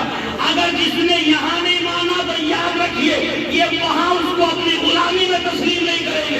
سبحان اللہ سبحان اللہ. بہتر ہوگا پہلے یہاں مان لو تاکہ غلام بن کے ان کی سرداری میں جنت جا سکو. صلاۃ پڑھے محمد والے محمد. امام زین العابدین علیہ السلام, یہ ہمارے ائمہ سبھی جنت کے سردار ہیں, سبھی جنت کے سردار ہیں. اب ایک سوال ہو سکتا ہے, میں جلدی سے اس کا جواب دے دوں. مجھے معلوم ہے نوجوانوں کے ذہن میں بات آئے گی, کیا ہمارے نبی نہیں ہوں گے جنت میں؟ کیا سید المرسلین نہیں ہوں گے جنت میں؟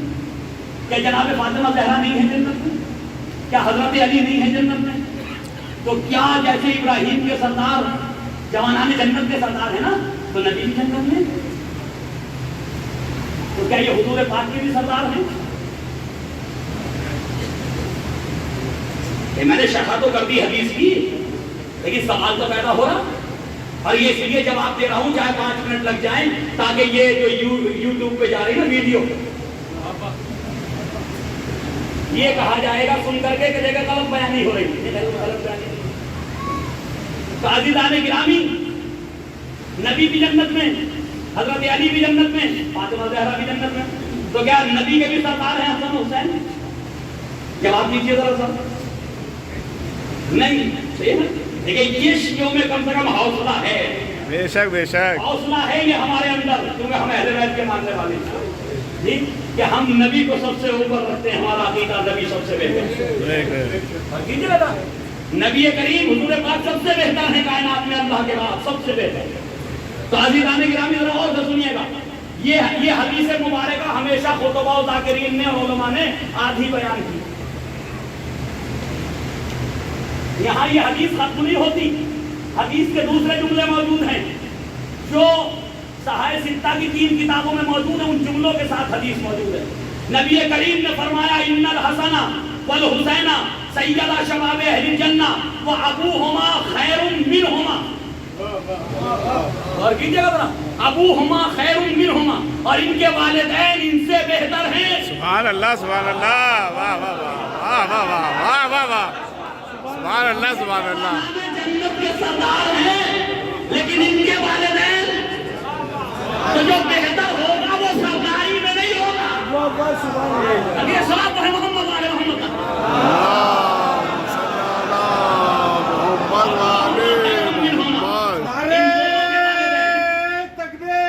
اللہ اکبر، یا رسول اللہ، ان دونوں کے والدین ان دونوں سے بہتر ہیں۔ بے شک بے شک۔ پھر اشکال آئے گا، پھر اعتراض آئے گا، والدین تو علی و زہرا ہیں، جی والدین میں کون ہے؟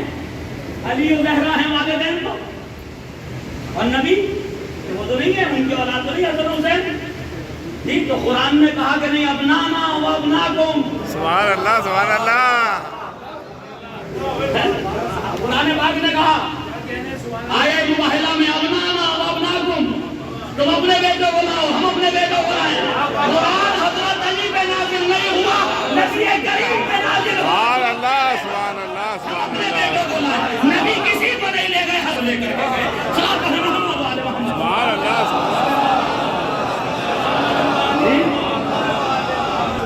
سبحان اللہ، ایک بار سمجھ گئے سبحان اللہ۔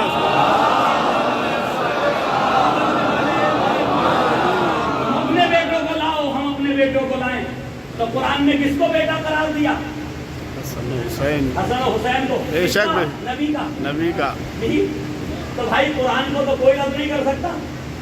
قرآن نے کہہ دیا نبی کریم حسن و حسین کے باپ ہیں، قرآن نے کہا نا، تو نبی نے کیا کہا؟ ابوہما، اور کیجئے گا ابوہما خیر منہما، اور ان کے والدین ان کے ماں باپ ان سے بہتر ہیں۔ تو جیسے زہرا ماں ہیں، جیسے علی باپ ہیں، ویسے قرآن کی نظر میں نبی باپ ہیں۔ سبحان اللہ سبحان اللہ۔ صلاۃ ہے محمد والے محمد۔ اللہم صلی علی محمد والے محمد۔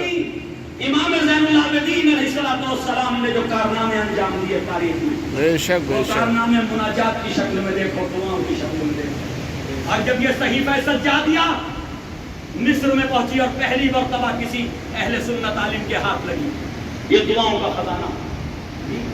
ایک تھے ہمارے طالب علم تھے جو جامعۃ الازہر میں پڑھا کرتے تھے، نام ذہن سے میرے نکل رہا ہے، مصطفیٰ حسن، وہ پڑھا کرتے تھے جامعۃ الازہر میں کسی زمانے میں۔ تو کہتے ہیں ایک روز میرے استاذ مجھ سے کمرے میں ملنے آئے، جب مجھ سے کمرے میں ملنے آئے تو مصطفیٰ بچھا ہوا تھا مصلے پہ، کتاب صحیفہ سجادیہ کے نام سے، صحیفہ کاملہ کے نام سے رکھی ہوئی۔ انہوں نے اس کتاب کے عنوان پہ نظر ڈالی، صحیفہ کاملہ، صحیفہ سجادیہ۔ ایک مرتبہ تنگ ہو گئے، میں نے آج تک کوئی ایسی کتاب دیکھی نہیں، امت مسلمہ کے جتنے بھی ہماری کتابیں ان میں کوئی ایسی کتاب نہیں، یہ کس کی ہے؟ تو انہوں نے اس کتاب کو لیا، لینے کے بعد اب جو پڑھنا شروع کیا تو اس میں دعائیں تھیں، دعاؤں کے مجموعے جی، ایسی ایسی دعائیں کہ وہ لے گئے اپنے ساتھ، بیٹا یہ میں بعد میں دوں گا آپ کو، ٹھیک ہے، بس ایک دعا پڑھی تھی وہاں بیٹھ کر کے، اور اس نے دعا نے ایسی کشش پیدا کی کہ میں ایسی مناجات تو آج تک میں نے پڑھی نہیں کہ کوئی بندہ اپنے رب کے سامنے اس طرح سے گفتگو کرے، یہ طریقہ انداز، یہ طریقہ مناجات ہے۔ لے گیا تھا، لے جانے کے بعد پوری کتاب کو پڑھنے کے بعد پھر مقالہ لکھا، صحیفہ کاملہ پہ، صحیفہ سجادیہ پہ مقالہ لکھا۔ اس مقالے میں لکھا کہ جس امت کے پاس ایسی ایسی عظیم سرمایہ دعاؤں کی اور مناجاتوں کی شکل میں موجود ہو، وہ امت جو ہے وہ خرافاتی کتابوں میں بھٹکی ہوئی ہے۔ وہ امت خرافاتی کتابوں میں کیوں بھٹکی ہوئی ہے؟ اس کتاب کو پڑھو، اس میں کس طرح سے بندے کو خدا سے ملایا جاتا ہے۔ تو پورے مقالات لکھے انہوں نے وہاں سے، مصر سے۔ تو عزیزان گرامی، یہ امام سجاد علیہ السلام اور غلاموں کو ایسے آزاد کرتے تھے کہ ذرا سا سبب تلاش کرتے تھے، سبب آزاد کرنے کا۔ انسان سبب تلاش کرتا غلام بنانے کا،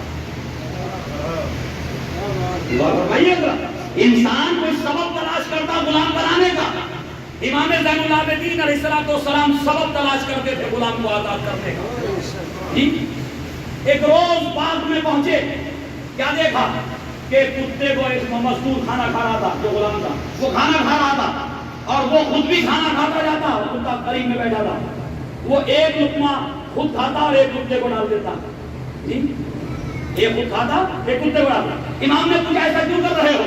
کہا مجھے اپنے رب سے جو ہے وہ خجالت محسوس ہو رہی کہ میں تو شکم سیر ہو جاؤں اور اللہ کی یہ مخلوق بھوکی رہے۔ تو ائمہ کے تو غلام کی شعور کی اس منزل پہ تھے، اور معراج پہ تھے شعور کی ائمہ علیہ السلام۔ تو ایک جیسی میرے مولا نے کہا کہ تم آزاد ہو اللہ کے لیے، جاؤ میں نے آزاد کیا۔ تو بہانہ تلاش کرتے تھے ائمہ علیہ السلام غلام بنانے کا۔ غلام بنائے نہیں اہل بیت نے، ہمیشہ غلاموں کو آزاد کیا۔ 1000 غلام حضرت علی علیہ السلام نے اپنی زمانے میں اپنی زندگی میں آزاد کی۔ کتنے 1000؟ امام زین العابدین علیہ السلام جتنے غلام سال بھر میں ہوتے تھے، جنہیں خریدتے تھے، گھر میں لاتے تھے، آداب و اخلاق سکھاتے تھے، اسلام کی تعلیم دیتے تھے، عبادتوں میں مشغول کرتے تھے، اور اس کے بعد جب عید کا دن آتا تو ان سب کو راہ خدا میں آزاد کر دیتے، سب کو راہ خدا میں آزاد کرتا۔ ہم یہ تھے آپ کے اور میرے مولا۔ آپ اور ہم کسی کو غلام بنانے کی نہ سوچیں، اپنے مولا کی سیرت پہ چلتے ہوئے غلاموں کو آزاد کریں۔ کتنا اچھا ہو کہ گھر کی خادمہ کو بھی تھوڑا سکون مل جایا کرے سیرت امام زین العابدین کو یاد کر کے جی۔ یاد کرنا چاہیے نا کہ سارا کام وہی کرتی ہے جی، اور یہ جناب جو ہیں وہ بس کیونکہ وہ خادمہ ہے تو وہی کرے گی۔ اہل بیت نے طریقہ نہیں سکھایا۔ جناب زہرا کی سیرت یہ تھی کہ کنیز تھی جناب فضہ سلام اللہ علیہا، اور اب تو ڈر لگتا زبان کو بھی کہ یہ لفظ استعمال کریں یا نہ کریں جی۔ جناب فضہ کے لیے ڈر لگتا واقعی زبان سے کنیز کہتے ہوئے ان لوگ، کیوں کہ جناب زہرا جسے کنیز نہ سمجھتی ہو، جناب فاطمہ زہرا جسے کنیز نہ سمجھتی ہو، کیا کریں زبان کی مجبوری ہے کہ اس کے بغیر تعبیر نہیں کی جا سکتا کہ کون تھی جناب فضہ سلام اللہ علیہا، ٹھیک ہے نا۔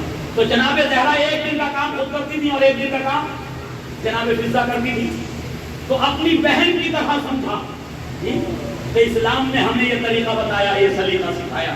بس عزیزوں میرا گلا کام نہیں کرا بہت درد بڑا بولتے ہوئے بھی، بس آ رہا ہوں مسائل کی طرف، انشاءاللہ پھر کبھی موقع ملے گا تو گفتگو ہوگی۔ امام زین العابدین علیہ السلام اس وقت حج کرنے کے لیے ہشام ابن عبد الملک آیا۔ ہشام ابن عبد الملک یہ شہزادہ تھا، عبد الملک کا جو ہے وہ حکومت تھی، وہ بادشاہ تھا، یہ شہزادہ تھا۔ تو پورے جاہو حشم کے ساتھ آیا حج کرنے کے لیے، ساتھ میں حوالی تھے، خدام تھے۔ اب یہ چاہتا تھا کہ حجر اسود تک پہنچے، حجر اسود تک پہنچے، لیکن یہ کہ نہیں پہنچ پایا، مجمع نے اس کو راستہ نہیں دیا، کوئی ہٹنے کے لیے تیار نہ تھا۔ تو اس کے حوالیوں نے کہا کہ ایسا آپ بیٹھ جائیے تھوڑی دیر، جب مجمع کم ہوگا تب استلام کر لینا۔ اب یہ کرسی بچھا دی گئی خانہ کعبہ کے مطاف میں، اور یہ شہزادہ جو ہے کرسی پہ بیٹھ گیا۔ تھوڑی دیر گزری تھوڑی دیر کے لیے ایک نوجوان اس حجاج کے مجمع میں داخل ہوا. اگر گلے میں طاقت ہوتی تو میں اس فضیلت کو بیان کرتا. بس اب سن لیجئے جیسا بھی مجھ سے پڑھا جائے. ایک مرتبہ امام ایک نوجوان داخل ہوا اس مجمع کے اندر. اب جو مجمع میں داخل ہوا تو ایک مرتبہ مجمع کائی کی طرح راستہ دیتا چلا گیا. امام بغیر کہیں ٹھہرے حجر اسود کے قریب پہنچ گئے. حجر اسود کو بوسہ دیا اور پھر پلٹ آئے. اب اس کے دل پہ خنجر چلنے لگے. جی ہم تو بادشاہ کے بیٹے, یہ ایک معمولی سمجھ رہے تھے نا, ایک عام انسان. تو کہنے لگا اپنے حوالی موالیوں سے شام کا رہنے والا تھا, یہ مدینے کا رہنے والے تھے. امام مدینے کے رہنے والے تھے, ہو سکتا نہ پہچانتا ہو, خود نہ پہچانتا ہو سکتا خود نہ پہچانتا. حوالی موالیوں سے کہنے لگا یہ کون ہے, من ہاوا, یہ کون ہے. اتنی آسانی کے ساتھ حجر اسود تک پہنچ گیا. تو سب نے اس لیے انکار کیا کہ کہیں ہمارا تعلق اس کے ساتھ اس کے نظر میں قائم نہ ہو. کہنے نہیں, ہم نہیں جانتے, ہم نہیں جانتے کون ہے. درباری شاعر فرزدق بھی کھڑے تھے. بنو امیہ کے درباری شاعر تھے. بنو امیہ کے درباری شاعر تھے فرزدق. اور درباری شاعر فرزدق بھی کھڑے تھے. لیکن کہتے ہیں معصوم کا کوئی ایک انداز نہ جانے کب اس کی ہدایت کر دے. سبحان اللہ سبحان اللہ. نہ جانے کب کس کی ہدایت ہو جائے. ساری زندگی بادشاہوں کے قصیدے لکھتے رہے, بنو امیہ کے بادشاہوں کی مدح خوانی کرتے رہے. ایک مرتبہ جیسے ہی سب نے انکار کیا ہم نہیں جانتے یہ کون ہے, فرزدق آگے بڑھے. ہاں تم تجاہل عارفانہ سے کام جانتے ہو, بتانا نہیں چاہتے. لو میں تعارف کراتا ہوں یہ کون ہے. یہ محمد مصطفیٰ کا بیٹا ہے, یہ علی مرتضیٰ کا بیٹا ہے, سبحان اللہ سبحان اللہ کا بیٹا ہے, یہ حسین ابن علی کا لال ہے. جاننا چاہتے ہو کون ہے, یہ مکے کا بیٹا ہے, یہ مینا کا بیٹا ہے, اسے حرم جانتا ہے, اسے خانہ کعبہ پہچانتا ہے. سبحان اللہ سبحان اللہ سبحان اللہ. واہ واہ. تعریف کے قصیدے شروع کیے تو ایک مرتبہ شام پہ بجلیاں سے گری کہ یہ کیا ہو گیا, ہمارے سامنے ہمارا شاعر اور ہمارے شہر کی قصیدہ خوانی کر رہا. کہنے جیل میں ڈال دو اس کو. اور کر کیا سکتے ہو جیل میں ڈالنے کے علاوہ, اور تم کر کیا سکتے ہو, تلواروں سے سروں کو جھکا سکتے ہو, کردار سے دلوں کو نہیں جھکا سکتے. کردار سے دل تو انہی کے سامنے جھکیں گے جن کے کردار ایسے ہوں گے. صلوات ہے محمد والے محمد.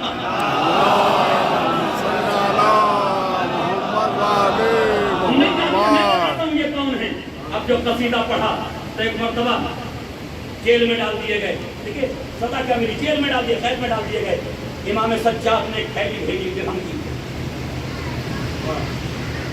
جیسے ہی وہ پہنچے تو ایک مرتبہ فرزدق ہاتھ جوڑ کے غلام کے سامنے کھڑے ہو گئے. آج میں نے کوئی کام اللہ کے لیے کیا, ابھی تک تو یہی درہم و دینار کے لیے کرتا رہا. آج پہلی بار کوئی اللہ کے لیے کام کیا, آل رسول کے لیے کیا. اپنے میرے مولا سے فرما دینا فرزدق کو یہ اجرت نہیں چاہیے, یہ اجرت نہیں چاہیے. لیکن میرے مولا نے دوبارہ بھیجا غلام کو, یہ کہہ کے بھیجا یہ اجرت نہیں ہے, تمہارا اجر و ثواب کو قیامت میں باقی ہے. سبحان اللہ سبحان. یہ صرف ایک حوصلہ افزائی ہے. تو عزیزان گرامی یہ ائمہ علیہ السلام نے شورا کے ساتھ اہتمام کیا. صحیح. تو عزیزان گرامی جناب امام زین العابدین علیہ السلام کے یہ کمالات, یہ فضائل, یہ مناقب, وہ قصیدہ آج بھی علماء اہل سنت نے لکھا اپنی کتابوں میں. امام ذہبی نے بھی لکھا, امام حجر اسقلانی نے بھی لکھا, تمام علماء اہل سنت نے اس قصیدے کو لکھا. یہ ہے امام زین العابدین علیہ السلام. اور اس کے بعد تاریخ کہتی ہے کہ جب بنو امیہ اور بنو عباس سے امام زین العابدین علیہ السلام کی شہرت علمی اور تقویٰ اور پرہیزگاری اور یہ ساری چیزیں برداشت نہ ہو سکیں تو پھر ولید نے جو ہے وہ امام کو زہر دلوا دیا. ہمارے اکثر ائمہ یا تو زہر سے دنیا سے گئے, یا تلوار سے دنیا سے گئے, یا قتل کیے گئے, یا زہر دلوایا گیا. عزیزان گرامی آج وہ جا رہا ہے جو امام حسین کا پہلا, آج وہ دنیا سے جا رہا ہے جس نے ان مجلسوں کی بنا رکھی ہے. آج وہ دنیا سے جا رہا ہے جس نے ان مجلسوں اور مجلسوں کی بنیاد بھی کہاں رکھی, یزید کے دربار میں. یزید کے دربار میں, دربار یزید کا تھا اور ذکر میرے مولا کا ہو رہا. عزیزان گرامی مجھے نہیں معلوم سید سجاد پہ کیا گزرتی ہوگی جب شام یاد آتا ہوگا, جب شام یاد آتا ہوگا میرے کو.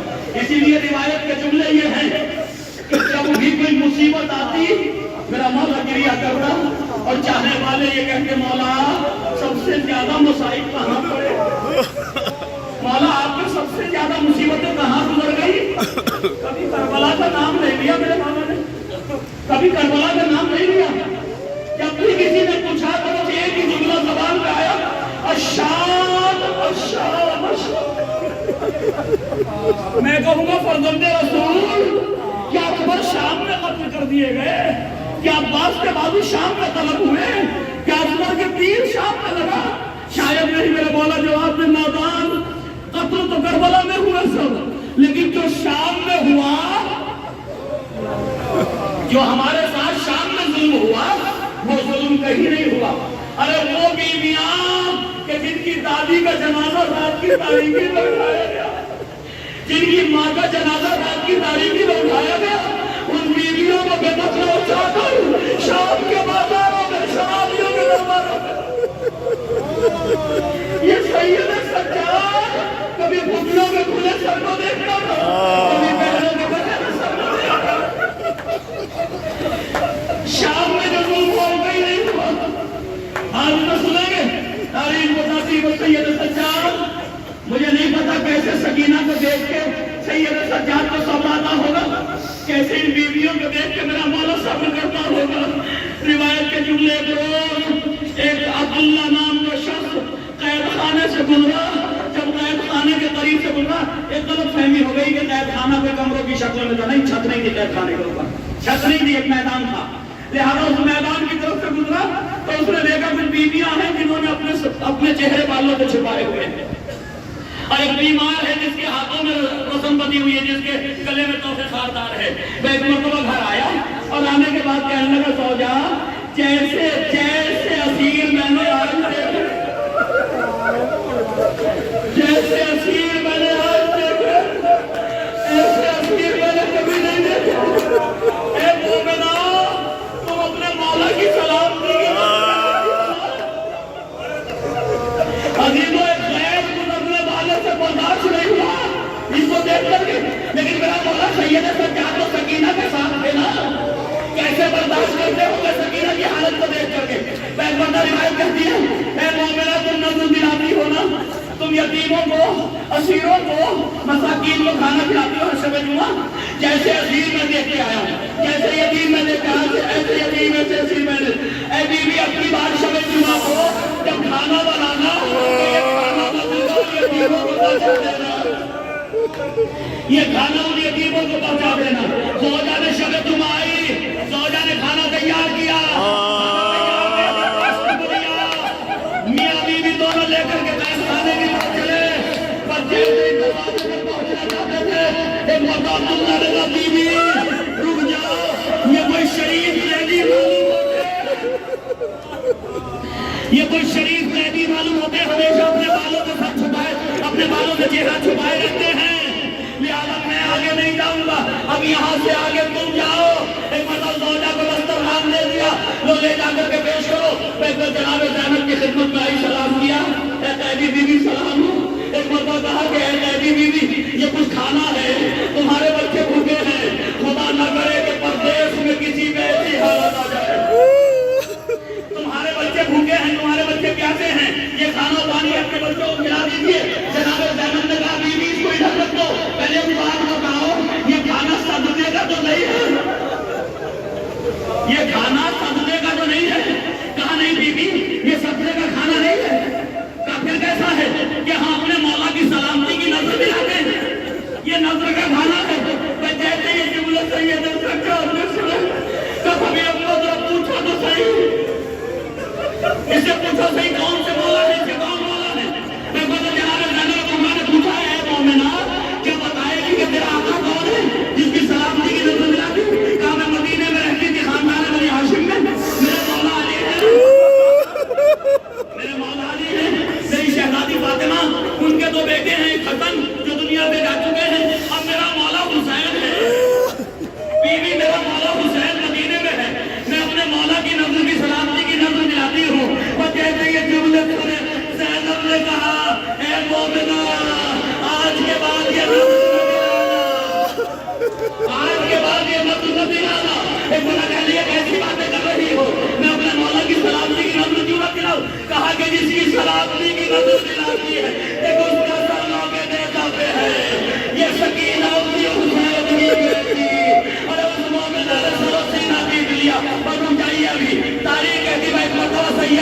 سجاد شام سے بلند کے چلے گئے.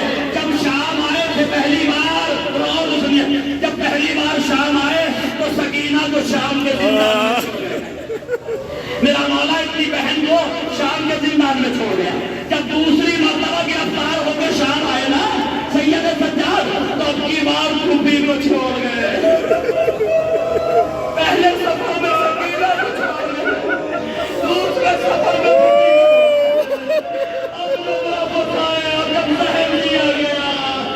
جب ذہن دیا گیا میرے مولا نے وہ زہریلا کھانا کھایا.